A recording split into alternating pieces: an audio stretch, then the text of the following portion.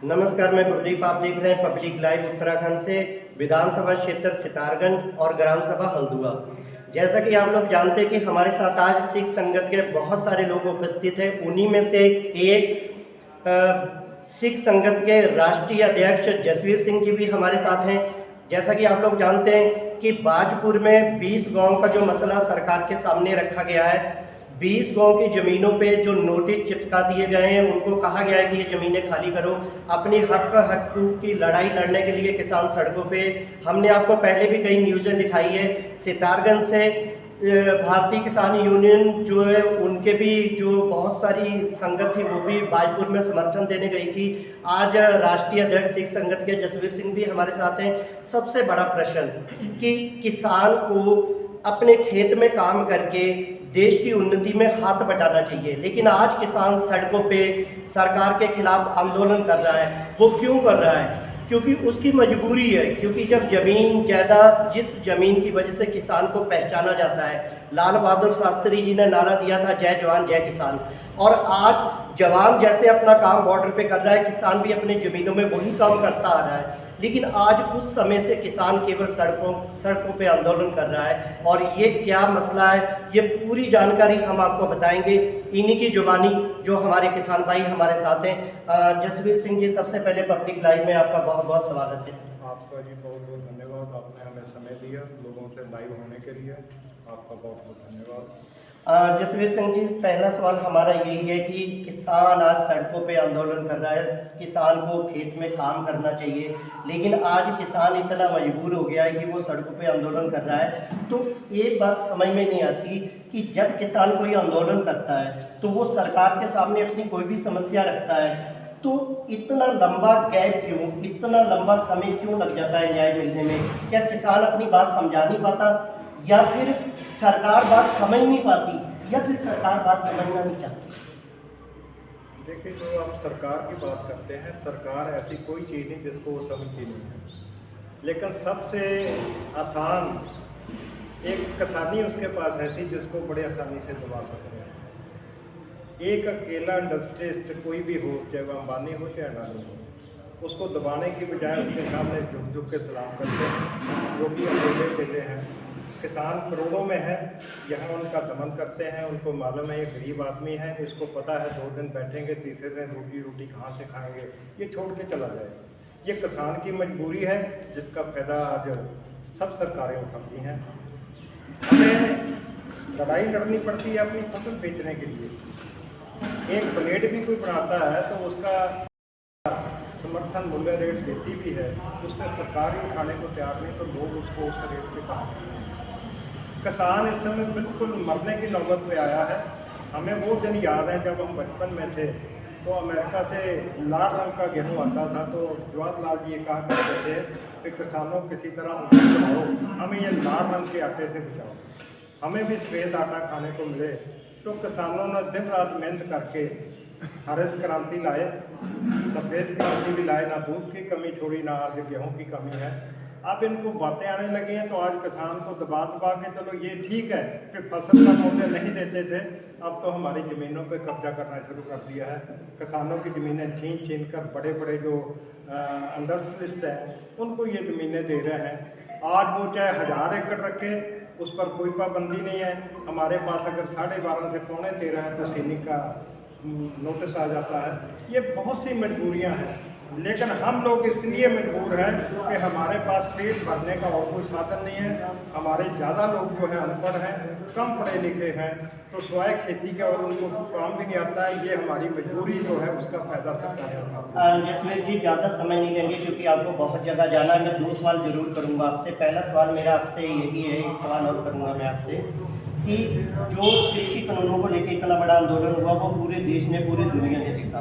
आज जो बाजपुर के अंदर 20 गाँव की लड़ाई है, आपने कहा कि ये लड़ाई एक की नहीं है, ये लड़ाई हर जगह की है।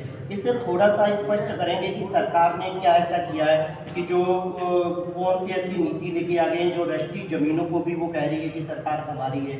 तो इसके बारे में थोड़ा सा स्पष्ट दर्शकों को बताएं। देखिए, नीतियाँ बनानी है सरकार ने। सरकार किसानों से बड़ी आसानी से जमीन छीन सकती है और बड़े बड़े लोगों को दे सकती है। ये तो अभी 6000 एकड़ का मामला है जो बाजपुर में है। 55,000 परिवार उत्तर प्रदेश में ऐसे हैं, करीब 55 गांव ऐसे हैं जहां से पूरे के पूरे गांव उजाड़ने की तैयारी हो गई थी। ये तो योगी जी का धन्यवाद, 2020 में हम लोगों की उन्होंने बात सुनी, तो अभी तक उसका हल तो कोई नहीं निकला है। लेकिन अभी तक ज़मीनें जो हैं वो पक्की नहीं की गई, हमारे से खाली आश्वासन है। ये आपके बगल में रामपुर जिला पड़ता है, इसकी स्वार तहसील है, 19 गाँव तो इसी के हैं।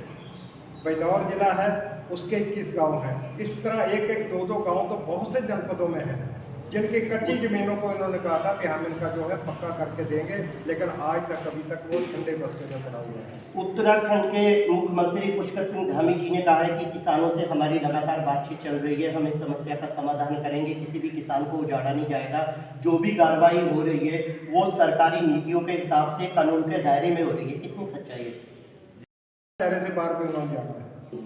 किसी को अगर कोई लाइसेंस देना है, एक आदमी को लाइसेंस देना तो घर में जाके दे आते हैं, किसी को लाइसेंस देना तो 6-6 महीने साल चक्कर लगाता तब भी नहीं मिलता है।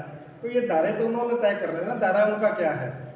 अगर उनको ये मालूम है भी 50 साल 60 साल से 70 साल से लोग बैठे हुए हैं, आज क्या वो अलग कानून बन गया उनका भी, उनको आज ही उठाया जाए। इनकी 3-3 पुश्तें यहाँ पे हो गई हैं, 4-4 5-5 जगह ये ज़मीन आगे के आगे बैनामे हो चुके हैं। मुझे एक चीज़ का मालूम है, आप लिए बताइए, अगर ये ज़मीनें सही नहीं है, इनके कागज़ सही नहीं है, इनका टाइटल सही नहीं है, या ज़मीनें जो है कहीं और वर्ग में आती थी, तो इनका दाखिल खारिज इन्होंने क्यों किया सरकार ने? अगर दाखिल खारिज है, खतौनी पड़ी, तभी दूसरा आदमी खरीदता है, तो आज उसको खाली कैसे करवाएंगे? ये हमारे यहाँ भी हुआ था, एक को पट्टा हुआ सन 57 का, और आज उनसे वो पट्टा खाली करवा रहे हैं। तो मैं गया था डीएम साहब के पास, मैंने पूछा कि आज पट्टा क्यों खाली? कहने लगे कि ये ज़मीन जो है वो उसकी है तालाब की।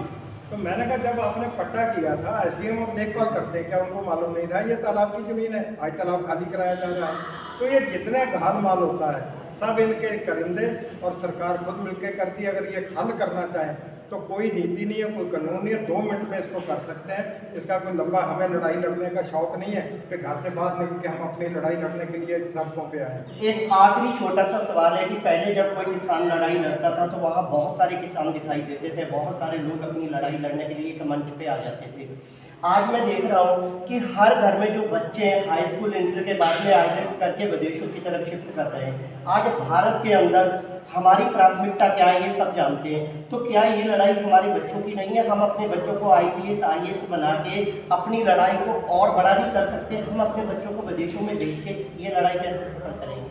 देखिए, लड़ाई की जो आपने बात की है, आज क्या 1500 आदमी बैठा है, रूटीन में बैठा है, आपको ये लगता है किसान कम है? आज ये ज़मीन खाली करने का एक बार ऑर्डर दे के देखें, लाखों में किसान ना पहुंच गए तो मेरी बात जो है आप ये ना कहिएगा हमने गलत कही है। लाखों के हिसाब से किसान पहुंच जाएंगे। हमें भी इनकी बात इसी पर भरोसा करके बैठे, हम देख रहे हैं, हम कर रहे हैं, हम उसमें लगे हुए हैं, हम करते हैं, तो करें सही। अगर नेगेटिव करते हैं तो लाखों के हिसाब से किसान यहाँ पे पहुँचेगा। बाकी रही बच्चों की बात, बच्चों को जो आज हिंदुस्तान का भविष्य यहाँ पे दिखाई दे रहा है कि हम ज़मीनों के मालिक हैं, अगर कल को वहीं ले रहेंगे तो बच्चे हमारे मजदूरी तो कर नहीं सकते, बाहर जाके कर लेंगे। अब ये जो आपसे बिहार से लेबर आती है, यहाँ की मजदूरी इसलिए करती, कहते हैं कि हम ऊंची जात के, हम अपने गांव में मजदूरी नहीं कर सकते। यही है हमारे बच्चों का, बाहर जाके मजदूरी कर लें, लेकिन यहाँ मजदूरी नहीं कर सकते। यहाँ का भविष्य हिंदुस्तान का देखते हुए इसलिए बच्चे बात को दौड़ते हैं। किसानों का दर्द साफ समझ में आता है। जसवीर सिंह ने कहा, उन्होंने खुद इस बात को महसूस किया कि किसान ना आंदोलन करना चाहता है, ना सरकार के खिलाफ बोलना चाहता है, लेकिन मजबूरी ये है कि जब उसे घर से निकाला जाएगा तो किसान का ये सबसे बड़ा दर्द है, क्योंकि ये देश जय जवान जय किसान के नारे से जाना जाता है। किसानों को अगर उनका हक नहीं मिलेगा तो रोड पे आके संघर्ष करना उनकी मजबूरी नहीं, उनका हक है। सरकारों को भी इन बातों को समझना चाहिए कि कोई भी आंदोलन इतना बड़ा ना खींचे, इससे पहले एक टेबल पे आके बात करनी चाहिए, किसानों के साथ अपना स्वाद बनाना चाहिए, उनकी समस्याओं को समझना चाहिए, ताकि देश हमारा उन्नति करे। आज हम विश्व में भले ही 4थे नंबर पे आ गए, चंद्रयान पे 3रा अभियान हमारा सफल हो गया है, लेकिन जब तक हम जमीनी हकीकत से रूबरू नहीं होंगे, हम किसानों का दर्द नहीं समझेंगे, हम अपनों को गले नहीं लगाएंगे, तब तक भारत के अंदर जो एक बहुत बड़ी उन्नति है, एक राष्ट्र गुरु जो विश्व गुरु बनाने का हम सपना देख रहे हैं, वो तभी पूरा होगा जब ये किसान जय जवान जय किसान खुशहाल होगा, तभी हमारे देश की उन्नति होगी। मैं गुरदीप सिंह, आप देख रहे थे पब्लिक लाइव, अपने सहयोगी कैमरामैन राजेश के साथ, ग्राम सभा हल्द्वानी उत्तराखंड।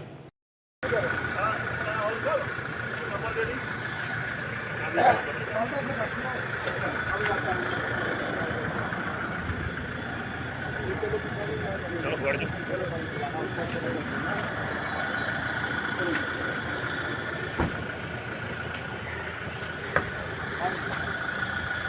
ਹੈ ਪਰ ਕੱਲ ਦਾ ਫਿਰ ਕਰ ਲਿਆ ਜੇ ਜਨਤਾ ਨਾਲ ਗੱਲ ਕਰਕੇ ਨਾ ਕੱਲ ਦਾ ਜਿੱਥੇ ਰੱਖਣਾ ਰੱਖ ਨਾਲ ਹੀ ਉੱਥੇ ਕਰ ਲੈਣੇ ਗੱਲ ਠੀਕ ਭਾਜੀ ਠੀਕ